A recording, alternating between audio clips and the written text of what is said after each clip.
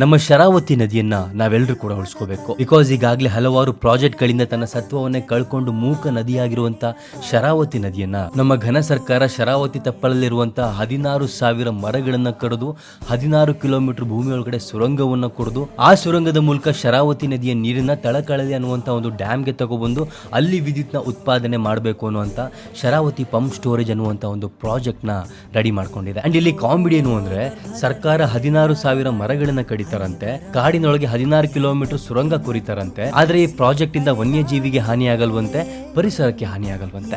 8 ರಿಂದ 10,000 ಕೋಟಿನ ಹಾಕಿ ಈ ತರದ ಪರಿಸರ ಹಾನಿ ಮಾಡಿ ಒಂದು ಪ್ರಾಜೆಕ್ಟ್ ನ ಮಾಡೋದಕ್ಕಿಂತ ಸಮುದ್ರದ ದಡದಲ್ಲಿ 350 ಕಿಲೋಮೀಟರ್ ಉದ್ದಕ್ಕೂ ಕೂಡ ವಿಂಡ್ ಮಿಲ್ ಗಳನ್ನ ಹಾಕಿ ಅಲ್ಲಿಂದ ಎಲೆಕ್ಟ್ರಿಸಿಟಿ ಜನರೇಟ್ ಮಾಡಿ, ಅತಿ ಹೆಚ್ಚು ಬಿಸಿಲಿರುವಂತಹ ಬಯಲ್ಸೀಮೆ ಕಡೆ ಹೋಗಿ ಅಲ್ಲಿ ಸೋಲಾರ್ ಪ್ಯಾನಲ್ ಗಳನ್ನ ಹಾಕಿ ಅದರಿಂದ ಎಲೆಕ್ಟ್ರಿಸಿಟಿನ ಜನರೇಟ್ ಮಾಡಿ, ಅದನ್ನ ಬಿಟ್ಟು ಮೂಕ ನದಿಯಾಗಿರುವಂತಹ ನಮ್ಮ ಶರಾವತಿನ ಎಷ್ಟು ಅಂತ ಹೇಳ್ತೀರಾ? ಸೊ ಇದನ್ನ ತಡಿಬೇಕು ಅಂದ್ರೆ 18ನೇ ತಾರೀಕು ಗೇರ್ಸೊಪ್ಪದಲ್ಲಾಗುವಂತ ಪಬ್ಲಿಕ್ ಹಿಯರಿಂಗ್ ಅಲ್ಲಿ ಅತಿ ಹೆಚ್ಚು ಜನ ಪಾಲ್ಗೊಳ್ಳೋಣ ಮತ್ತು ಈ ಅವೈಜ್ಞಾನಿಕವಾಗಿರುವಂತಹ ಪ್ರಾಜೆಕ್ಟ್ ನಮಗೆ ಬೇಡ ಅಂತ ಸರ್ಕಾರದ ಕಿವಿ ಹಿಡಿದು ಹೇಳೋಣ. ಸೊ ಈ ವಿಡಿಯೋನ ಅತಿ ಹೆಚ್ಚು ಶೇರ್ ಮಾಡಿ ಮತ್ತು ಜನಜಾಗೃತಿ ಮೂಡಿಸಿ. ನಮ್ಮ ಜೀವನಾಡಿ ನೀನು, ನಿನ್ನ ಧಾರೆ ನಿಂತರೆ ಉಸಿರೇ